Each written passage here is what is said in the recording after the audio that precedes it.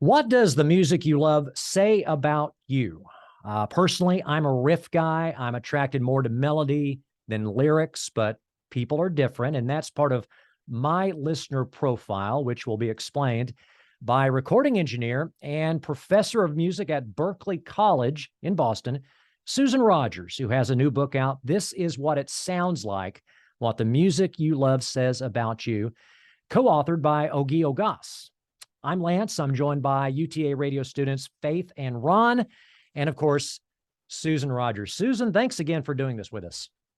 Thanks so much for inviting me. I've been talking with audiences, not audiences, that was misspeaking, but I've been talking about music, what it is, how it works, in conversations with musicians and non-musicians for over 40 years as a record maker in the recording studio every day for 22 years. And then in academia, earning my PhD.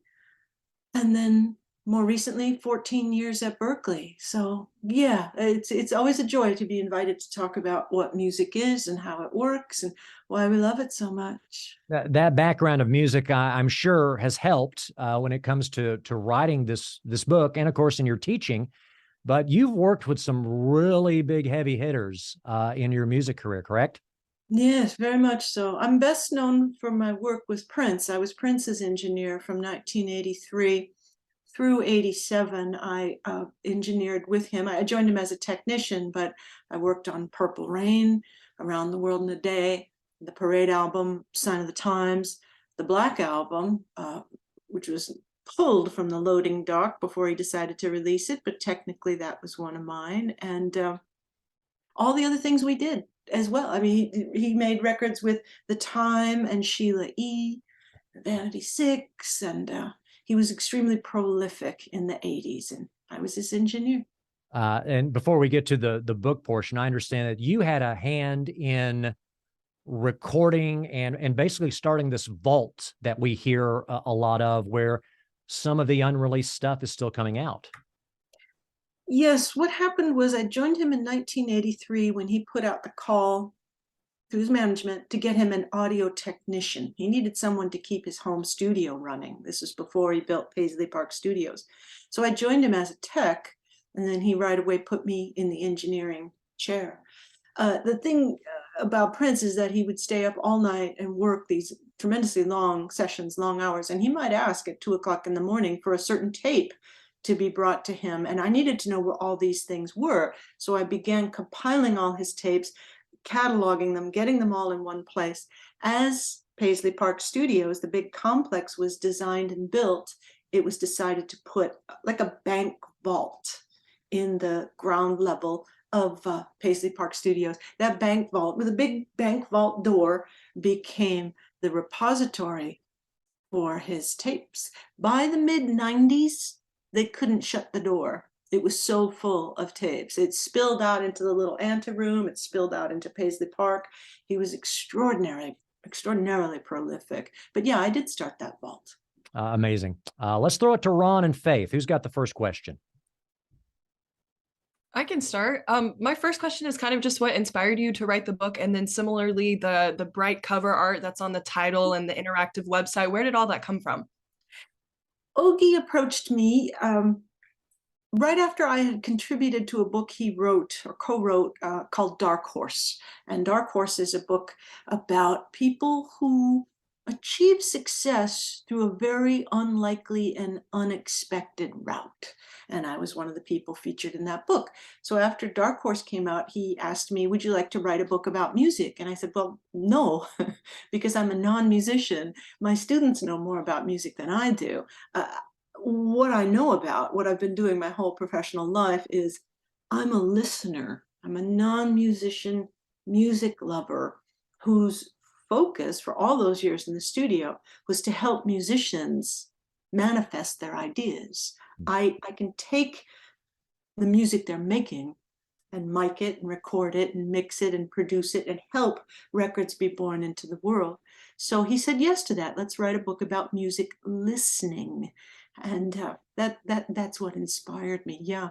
And so we spent a long time I put a ton of material on the table. We combed through it, we arranged it, and we discovered as we were writing this book that we're offering readers a new model of musical listening that is culled from things I learned in the studio, but primarily the things I learned while earning my PhD at McGill University, music perception and cognition.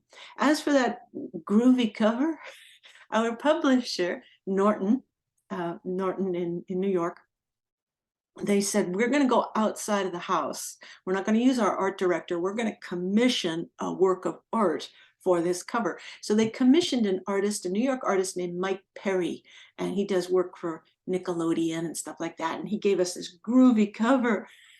The cover has been called psychedelic camouflage, because it tends to, books, they go with bright colors, but ours has so many bright colors, it tends to just camouflage itself on a table. So they're rethinking that design for the paperback, but it's groovy and I love it.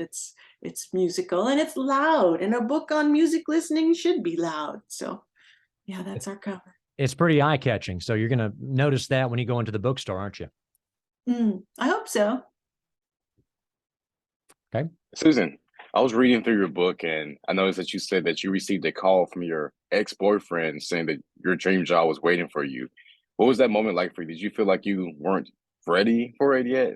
Or were you, did you know that you were ready to go? Oh, my young friend, if you get a phone call that says your dream job is waiting for you, you just say yes. You say yes, you jump in. And what's the worst that can happen? The worst that can happen is that you don't do well and they fire you. So what? You say yes. And as soon as I heard that my favorite artist in the world, Prince, was looking for a technician, meaning someone to leave Los Angeles, where I was living and working at the time, leave LA, move to Minneapolis, which was not known as an epicenter of the music business, certainly, but come to Minneapolis and work for this guy as his full-time audio technician. Of course, I'm going to say yes and hope for the best. And it worked out well. We had a long run, the two of us. In that time I was with him, and extraordinarily productive. What would you say was your favorite chapter of the book to write, and maybe which one was more challenging for you? Oh, my favorite was actually the last chapter, describing love at first listen. And I love it because of two reasons. One, I love when that happens. It feels so good, the high you get when you hear a record you've never heard before for the first time and it just sounds perfect to you. It just wipes you out. Lance, I see you nodding there. I know you know this feeling. When you hear something that just seems like, this is the music of me. This meaning, this is the perfect music for me. This is speaking to me. I love that moment. So I wrote about that in the book and described how the whole beginning part of the book is about our unique listener profile, but describes in this final chapter how, you know what, the people you love, they are not perfect. They're perfect for you, but they have flaws. Other people aren't as crazy attracted to them as you are. There's something about them is just right. And it's the same thing with records. That's why we can't be a music snob. You can't say, well, my musical taste is superior to anyone else's. No, it isn't. That would be like saying, my choice of romantic partners is superior to everyone else's. Of course, I mean, that would just be a silly thing to say. Music is functional. So the music we love is working for us on a deep, intimate, and private level. The second reason why I love that chapter so much is that I asked some of my students, some students I'm close to, and some friends, musicians I've worked with in the music business and known for years. I asked people to describe a love at first listen record. And the insights they gave me were so great. There are all these little paragraphs from people describing a record that just makes them weak in the knees. That record doesn't do that for me, but they swoon over it. It helps make our main point that each one of us is a unique listener. And that's what makes music so diverse and so beautiful, because we're all serving an infinite variety of audiences. Now, as to the most difficult one, This may surprise you, but the melody chapter was the most difficult because there's less empirical research done about melody preferences anyway than there is about the other dimensions of music. Rhythmic preferences, yeah, it coincides with how our bodies like to move. Lyrical preferences coincides with, you know, the problems we need to solve or the words that strike us as being innovative and great. Sound preferences, that can be discussed scientifically. Melodic preferences, no. We know the difference between consonance and dissonance, a perfect fifth and a minor second, let's say. But in terms of liking certain melodies on record, that field is pretty vast. So that presented some challenges. Is there an example? You mentioned that you polled your music friends on which albums they really love. What are some of the example albums that they brought up? Oh, I didn't ask them for albums. I asked them for a recorded song. Okay. Because we wanted to focus on just a specific song, which I've been calling in the book a record, meaning recorded music. So name a song that makes you wild. And it's so beautiful. I mean, I have a colleague, a younger colleague at Berklee who teaches record production because that's what he does. And he mentioned Pantera's Mouth for War. And he said, when I listened to it, he said, it's more than a memory. He said, I'm 44 years old, but I become 15 years old again when I listen to that record. And one of my students talked about a song by Tame Impala called Eventually. And he described how that record actually gives him the creeps, kind of, because he was sitting on a sofa in the living room with a young woman that he had been dating and that he was going to break up with. And he was just about to give her this message, like, I don't think we're right for each other. And that song came on, and the lyrics basically said the words he wanted to say to this girl. And he said it made him feel seasick. But he also said, I'm kind of drawn to things that make me feel queasy. And I think it's good to explore that area of our musical lives. Another student who had been raised in the West and also in Japan, she talked about a record by an artist named Sheena Ringo, Japanese artist, and how it's dark. And she says, for some reason, she said, I'm drawn to dark things. And then there was, my favorite was someone who described a record he would listen to if he knew that a nuclear bomb was coming. It doesn't get better than that.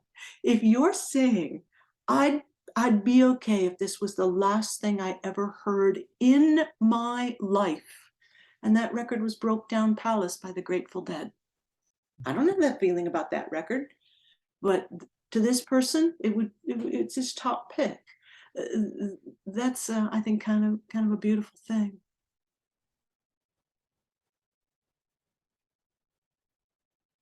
Ron, Faith? I want to go back to what you mentioned earlier. You said if you get your dream job, your call, you go. And I know you're saying that you were an audio tech and you went to a concert with Led Zeppelin, right? Mm-hmm. And you were in the stands, and now you're with Prince working at this concert. Was that a full circle moment for you? Yeah, you know, there are moments in your life, if you're fortunate and you live long enough, where you just stop and you say to yourself, in my wildest dreams, I wouldn't have predicted that this would happen. Although I had some wild dreams that maybe bubbling down under, I thought, you know, just maybe, you know, it's kind of a fantasy, but let's just let it be a fantasy. And if a fantasy should just so happen to come true, it stops you in your tracks. So for those who haven't read the book, and I'll tell them what happened. When I was about your age, I was 21 years old, and I was married at the time. And fortunately for me, I was married to somebody who was a really bad man. And when you're married to a bad partner, that means you get to leave. And you don't have to feel guilty about it. It's much harder to leave a good partner, but this guy was a bad one. Anyway, I was at the Forum Arena where the Lakers play in Los Angeles, and I was seeing Led Zeppelin.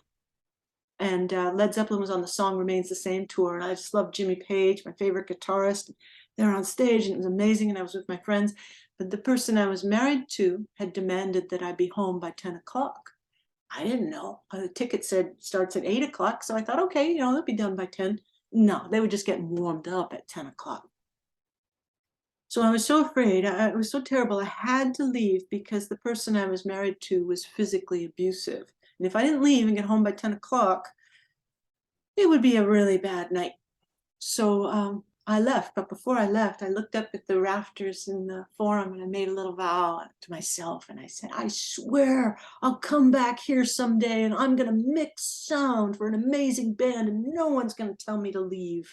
So yeah, right. That's going to happen. Like, I wasn't in the music business. I didn't know anyone in the music business.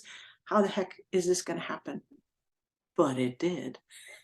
I escaped from the bad marriage. I moved to Hollywood, which wasn't that far away. I began my program of being self-taught as an audio technician in basic audio electronics, became a technician, was working in the industry. 5 years in, get the call to go to work for Prince. We make this record, Purple Rain, great success.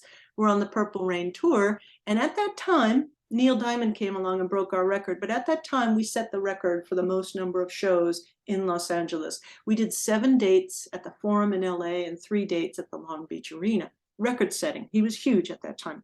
Anyway, so I'm at the Forum and I'm not actually mixing front of house. That wasn't my gig. But what I'm doing is, in my estimation, even better. Because it was a big, prestigious gig, we had a mobile recording truck there, and I was recording the show. The whole set was being recorded by me in that truck. So there was a little moment after sound check where I took the cassette of our sound check into Prince's dressing room and gave him the cassette so he could listen to my mixing and the sounds and just make sure he liked it. And then I told him my story of being up there in those rafters 8 years prior.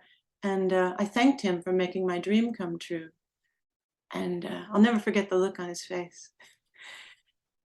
Because his face just kind of lit up. And there were times in that face where you see behind his eyes a kid. You see a kid. And that's what I saw in that moment. His dream was coming true too. He was, at that time, he would have been 25, maybe 26 years old at most. And there he is, headlining at the Forum. I mean, how do you do that? And that look on his face, I'll never forget it. It was a really beautiful moment. Yeah, we made our dreams come true, which is possible in the music business. Faith? What songs or artists or albums would you say are your favorite per the methods you talk about in your book? Oh, I've got so many. I mean, favorite. I've got so many. I could never single out just a few because, as I describe in the book, music is functional. So we're going to select a record at a given moment in time, on a given day, in a given year in our life, in order to give us something we need in that moment. It's like choosing food or choosing, when you go to a clothing store, what you're going to wear. Your taste in fashion changes as you age. Your taste in food changes a little bit. Some people are more adventurous than others. Some people are conservative. Some people are always willing to try something new. So my taste in music, like a lot of music lovers, changes throughout the years, but the records that I love the most, the artists I love the most, I've loved for life. Led Zeppelin was one. I don't listen to Led Zeppelin now as often as I did when I was a kid in the 1970s.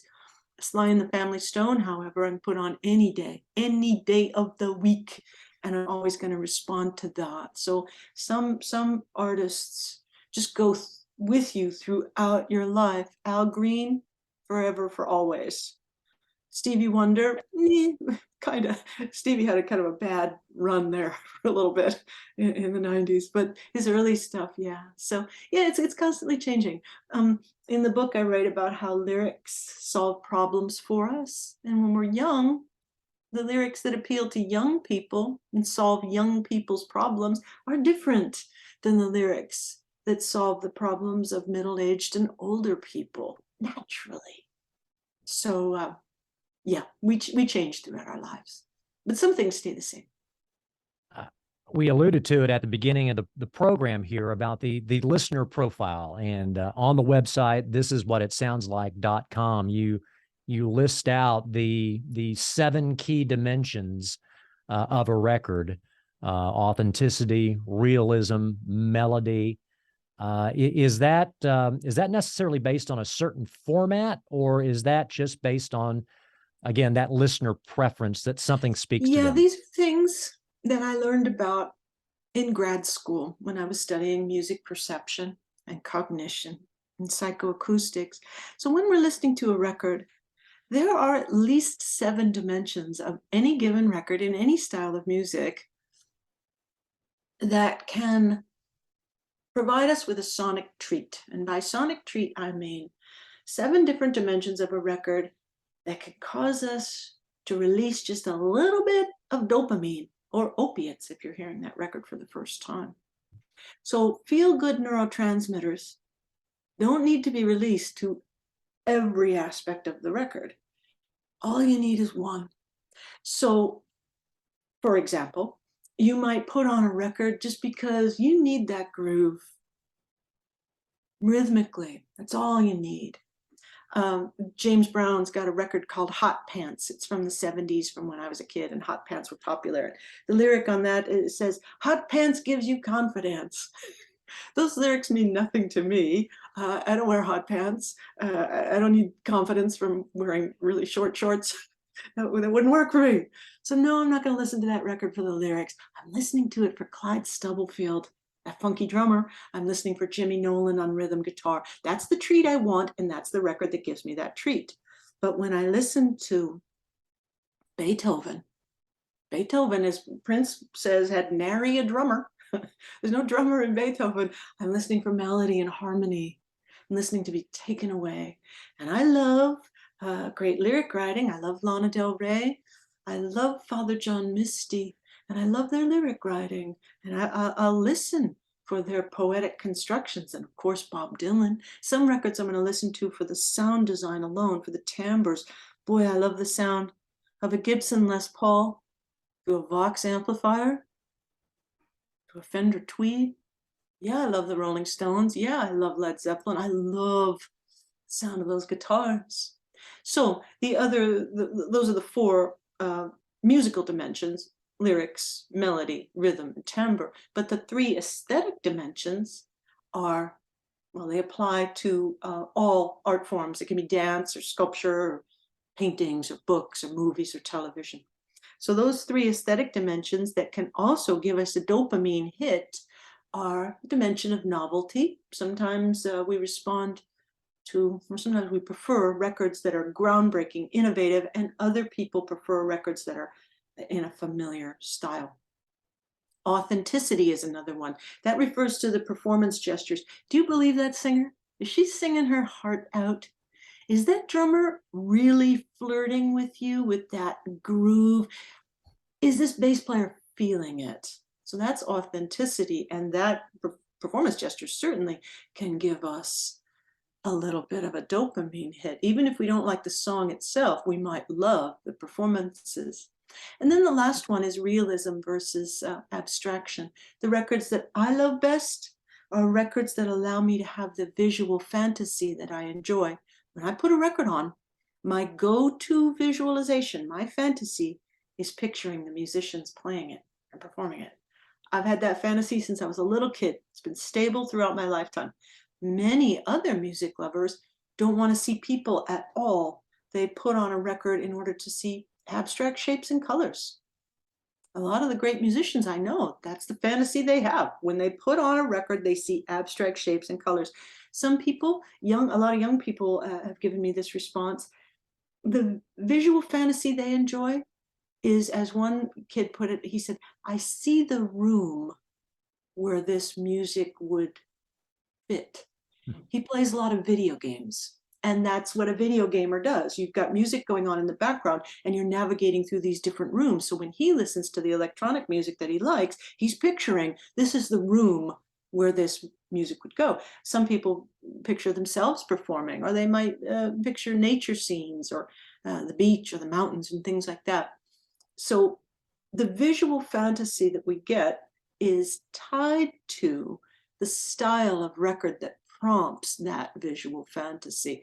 I like my realistic records made with real musical instruments, whereas my co-author likes electronic records, abstract musical instruments you can't picture because they don't physically exist. Okay. Just a quick note here, Susan. This Zoom meeting has got like 10 minutes left in it. And if that tends to go out, I'll just ping you again and we can start again. Okay. Okay. One question left each for Ron and Faith. Who wants to go first? I can go. So what's next for you? Would you consider writing another book? Would you consider starting a podcast, getting interviewed for podcasts? What's the next step for you in sharing your love of music? Oh, thank you. I've been promoting the book since it came out in September, and I've done a lot of podcasts and interviews and traveled and done book fairs and all that. And I've got more coming up. So I'm going to continue to be in front of audiences talking about this book.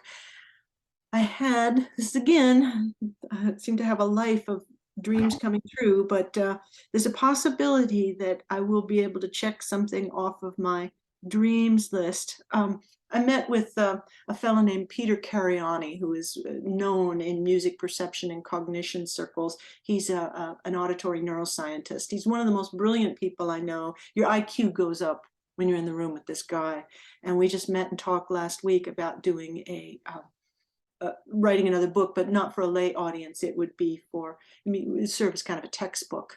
It's for experts in the field of auditory neuroscience. So, oh boy, if I could do that with Peter Cariani, golly, that would be a dream come true. I did leave the music business and enter the sciences for a reason. I love auditory neuroscience very greatly. So that's on the horizon. But so far, I've managed to live a life where a lot of the things I want have come to pass. And if nothing else did from here on out, I would say I'm good. I got my share. I got my share of good luck. One more from Ron. In the book, you mentioned that in the 90s, you could count the number of women working in production roles exclusively on one hand. What was that like for you? And there aren't that many more these days, although the numbers are going up. You know what, Ron, I wanted it. And I believed in myself. Now, I knew my limits, my strengths and weaknesses. I knew if you asked me to be a record executive or a band manager, or heaven forbid, a performer or composer of some type, I would not succeed at that. That's not the kind of brain I have. I knew I had the sort of brain that liked to study and liked electronics. And so I made, turns out it was a smart decision. I didn't realize it at the time, but I made the decision to enter the music business through a door that I knew would accept me, which is the technical field. Tape machine, the console didn't care whether or not you had a Y chromosome if it's broken. All it needs is someone to come in, read the schematics, set up the oscilloscope, open up the parts box, fix it, just fix it. So by entering it through that door where gender didn't matter, it got me a purchase on a career. Once I had a career, then I could be plucked from that position by someone who was looking to work with an outsider, and that happened to be Prince. Prince loved outliers. He loved the people who didn't fit the mold of the usual. So I was good for him in that way. And then when I came back to Los Angeles, other artists and record producers, when given the opportunity to work with a female engineer, went, oh, hell yeah, this will be great. That's something different. So I found enough people who were more than happy that I was female. So it worked out well for me. Real quick, at the bottom of your website, this is what it sounds like.com. There's an opportunity for a record poll where people can go and talk about the song or album that has really spoken to them. Yeah. I want to get one each from Faith and Ron. Ron, Faith, what is the one record or song that really speaks to you? Oh, 100%. It's Try Hard by the band Camino. I adore that album. I actually want to get the word try hard tattooed on me. It's just really upbeat rock, and the lyrics definitely speak to a younger generation that kind of is dealing with toxic relationships and not knowing what we want. And I love it. I've seen them in concert. I've made eye contact with them, and I always tell people I can die a happy woman now that I've gotten to experience that album and seeing them live. So that's 100% mine. Oh, that's nice. Awesome. Ron, how about you? I mean, for me, it's probably got to be Ghetto Gospel by Tupac. It's a really upbeat hip hop song, but it's very melodic, and it really speaks to me about challenges within the Black community and how we can overcome those challenges. And I think it's a really good song. What a great lyricist he was. What a poet. Yeah. Yeah. It was a great loss when we lost him. Mm. Well, Susan, thank you so much. The book is This Is What It Sounds Like. It is available online and in bookstores near you.